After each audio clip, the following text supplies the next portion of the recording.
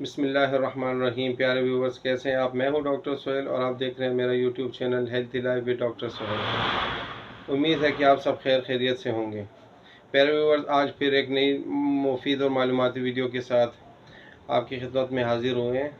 आज की वीडियो का टॉपिक है गुर्दों का इन्फेक्शन, गुर्दों का ज़ख़म या गुर्दों की सूजन। मुख्तलिफ़ नामों से कहा जाता है। किडनी इन्फेक्शन, हाइड्रोनेफ्रोसिस या किडनी स्वेलिंग हो गई, या रीनल कॉलिक इसे हम कहते हैं, गुर्दों का दर्द हो गया, गुर्दों में ज़ख़म, गुर्दों की सूजन। सबसे पहले इसके अलामात के मुतालिक बात करेंगे।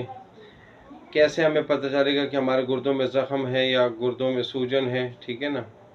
एक पर्सन हमारे पास पेशेंट आता है इस कंप्लेन के साथ या इस तकलीफ़ के साथ कि मुझे यहाँ पे गुर्दे में यहाँ पे दर्द है, ठीक है ना, और ये दर्द या आगे की तरफ सुप्राप्यूबिक मसाने की तरफ आ रहा है, पेट की तरफ आ रहा है, या पीछे कमर की तरफ जा रहा है, ठीक है ना। इसी हिसाब से ये राइट भी हो सकता है, लेफ़्ट भी हो सकता है, इसी हिसाब से नीचे, ठीक है ना। या दर्द मसाने की साइड पे आएगा सामने, ठीक है ना, और या पीछे कमर की साइड पे यूँ करके जाएगा, ठीक है। तो एक तो ये बात होगी कि उसको दर्द होगा, तो दर्द पीछे की तरफ जब जाता है तो पीछे बिल्कुल लोअर बैक जिसे हम कहते हैं, जहाँ पे अज़ारबंद या नाड़ा बांधा जाता है, वही बिल्कुल जो कमर का निचला हिस्सा है वहाँ पे भी दर्द हो सकता है, सेंटर में भी हो सकता है, ठीक है। और सुप्राप्यूबिक पेट पे भी, नाफ के नीचे जो है ना, मसाने वाली साइड पे भी हो सकता है, ठीक है। दूसरी बात, पहली बात तो ये है कि दर्द होगा राइट साइड पे हो सकता है, तो दाएं वाले गुर्दे में मसला होगा, लेफ़्ट साइड पे होगा तो बाएं वाले गुर्दे में मसला होगा। ये सामने पेट की तरफ भी आ सकता है, ये पीछे कमर की तरफ भी जा सकता है, ठीक है। इससे हट कर क्या होगा, अगर मसला ज़्यादा है, हाइड्रोनेफ्रोसिस ज़्यादा, सूजन गुर्दे में बढ़ गई है, ठीक है, ज़ख़म बढ़ गया, तो उसकी वजह से फिर टांग की तरफ भी, नीचे निचली टांग की निचली सतह पर भी ये शिफ्ट हो सकता है, जा सकता है, ठीक है। इंसान जब टांग हिलाता है या हिलता जुलता है या करवट बदलता है, बहुत ज़्यादा तकलीफ़ होती है, या थोड़ी देर बैठता है तो बैकिक यानी कमर दर्द शुरू हो जाता है, बहुत ज़्यादा तकलीफ़ होती है। पहली बात तो ये है कि शदीद दर्द होगा इसके साथ। दूसरी बात ये है कि नौज़िया या वॉमिटिंग, मतलब दिल ख़राब होना, या खुल के उल्टी आती है, या मतली महसूस होती है, ठीक है ना। तीसरी बात इससे क्या है कि बदन में आपके दर्द रहेगा, ठीक है, और बेचैनी रहेगी और बेदमी रहेगी। चौथी बात, दिल ख़राब होने के साथ साथ सर चकराना, सर में दर्द महसूस होना, ठीक है ना। पांचवी बात, लॉस ऑफ एपिटाइट हो गया या एनोरेक्सिया हम इसे कहते हैं, मतलब भूख का ना लगना, ये साथ महसूस होती है। छठी बात ये हो सकती है कि साथ बुखार इंसान को महसूस, जिसकी वजह से बदन दर्द भी हो महसूस करता है, इंसान को दर्द भी महसूस होता है और बदन में बेचैनी भी होती है। और सातवीं बात यह है कि इसके साथ पेशाब या जल के आता है या तकलीफ़ के साथ आता है। और पेशाब कभी आपका येलोइश होता है, मतलब गाढ़ा पीला किस्म का होता है, या जो है ना गुलाबी किस्म का आ सकता है, ठीक है, वो हो सकता है।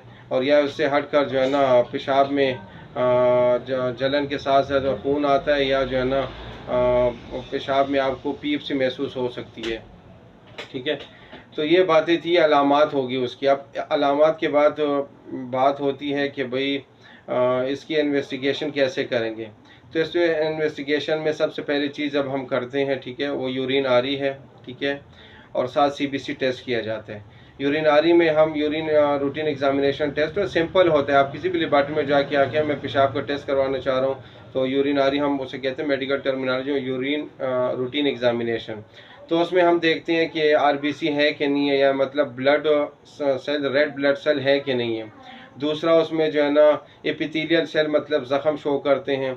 अगर पथरी हो के ऑक्सलेट या यूरेट, ठीक है, वो आ सकता है। अल्लाह न करे किसी को शुगर हो तो शुगर भी आ सकती है। एल्ब्यूमिन हो, मतलब ज़ख़म शो करता है, वो आता है, ठीक है इसमें। और साथ सीबीसी है। सीबीसी में स्पेशली हम देखते हैं डब्ल्यूबीसी। डब्ल्यूबीसी आपका इंक्रीज़ है कि नहीं है, मतलब या टीएलसी कह सकते हैं, डब्ल्यूबीसी कह सकते हैं, तो ये इंक्रीज़ है कि नहीं है। तो ये तो दो हो गई सिंपल लेबॉरेटरी टेस्ट हो गए, एक छोटे पेशाब का और एक ब्लड का। अब वो अल्ट्रासोनोग्राफी, मतलब रेडियोलॉजी साइड पे हम क्या करेंगे, तो हमने इसका एक्सरे केयूबी भी हम कर सकते हैं। किडनी, यूरिनरी ब्लैडर हो गया, ठीक है ना। तो उसके अलावा अल्ट्रासाउंड एब्डामिन, होल एब्डामिन भी हो सकता है, सिंपल भी हो सकता है, ठीक है। तो अल्ट्रासाउंड एब्डामिन करेंगे तो उसमें भी हमें गुर्दों की सूजन या पथरी का मसला हो या ज़ख़म का मसला हो, गुर्दे फूल गए हो, ठीक है, गुर्दों में हाइड्रोनेफ्रोसिस, थोड़ा पानी भर गया हो इन्फेक्शन की वजह से, तो ये चीज़ें हमें शो होती हैं, ठीक है। अलामात के बाद हमने इन्वेस्टिगेशन कर ली कि तशख़ीस कैसे करेंगे। अब बात आ जाती है एहतियाती तदाबीर की। हमने कौन सी एहतियाती तदाबीर करनी है? पहली बात यह है कि हमने तुर्श और मिर्च मसाले वाली चीज़ों से परहेज़ करना है। दूसरी बात यह है कि हमने ज़्यादा से ज़्यादा पानी पीना है। तीसरी बात यह है कि हमने भारी वज़न वाले काम से परहेज़ करना है, ठीक है ना। चौथी बात यह है कि इससे हट कर हमने जो है ना लोबिया हो गया, लाल लोबिया जो हो गया वो हो गया, चावल हो गए, कच्चा टमाटर हो गया, ठीक है ना, और मिर्च मसाले, इससे ज़रा परहेज़, खटाई वाली चीज़ों से परहेज़ करना है, ठीक है। तो ये परहेज़ तकरीबन काफ़ी हो गया इसके लिए। फिर इससे हट कर बात आती है इलाज पे। अब इलाज मरीज़ की नौइयत पे या बीमारी के हिसाब से होता है, ठीक है ना। तो अगर आपकी पेशेंट को इतनी प्रॉब्लम नहीं है, नॉर्मली है, चलो पेन हो रहा है, छोटा पेशाब जल के आ रहा है थोड़ा थोड़ा, तो आप टेबलेट नोविडेट हो गई 500 मिलीग्राम सुबह शाम आप ले सकते हैं 5 दिन के लिए।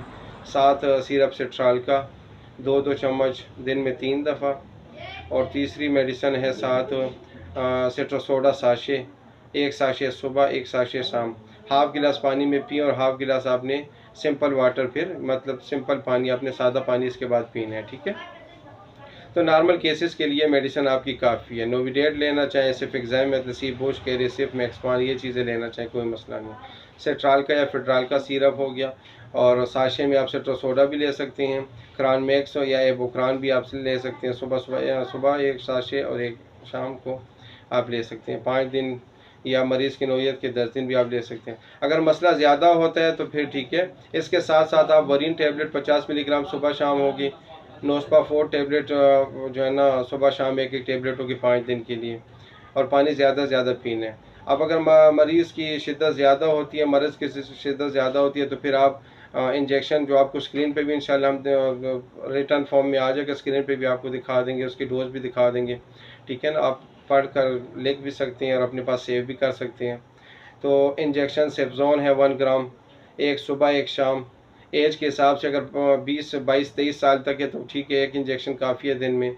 आप टेस्ट डोज देकर लगा सकते हैं, वरना छोटी ड्रिप में आप 100 ml की ड्रिप में आप आहिस्ता तकरीबन 20 मिनट से आधे घंटे में लगा सकते हैं डेली एक। अगर मर्ज़ ज़्यादा 25 साल से उम्र ज़्यादा है, ठीक है, 30 साल, 35, 40, तो आप 1 इंजेक्शन सुबह 1 शाम, भले सेफ्जोन हो भले ऑक्सीडिल हो, मतलब सिफ्रेक्जोन फार्मूला में आप लगा सकते हैं सुबह शाम, ठीक है। और अगर वॉमिटिंग नोजिया हो रहा है तो सार ग्रेविनेट इंजेक्शन सुबह शाम आप लगा सकते हैं, ठीक है, ड्रिप में डाल के, या मैक्सुलान हो गया, मेट्रोकुलान कहते हैं वो, ठीक है। और साथ वरीन टेबलेट सुबह दोपहर शाम भी खा सकते हैं, सुबह शाम भी खा सकते हैं।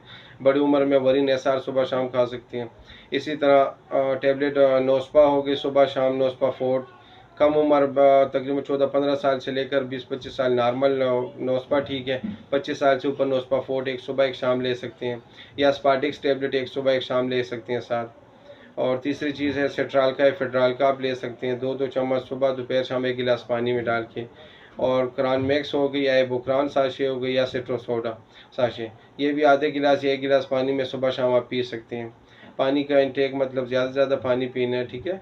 वज़नी काम से अपने आप को बचाना है, और खाने में परहेज़ करना है, जो आपको इंशाल्लाह परहेज़ बताए उसी हिसाब से, तो इंशाल्लाह आपको जल्दी सेहत मिल जाएगी। और अगर अल्लाह ना करे इससे भी आपको आफाका नहीं होता, फिर आप अपने अच्छे फिजिशियन डॉक्टर से आप रब्ता कर सकते हैं। उम्मीद है कि आपको मेरी मालूमाती वीडियो, मुफीद मालूमाती वीडियो पसंद आई होगी।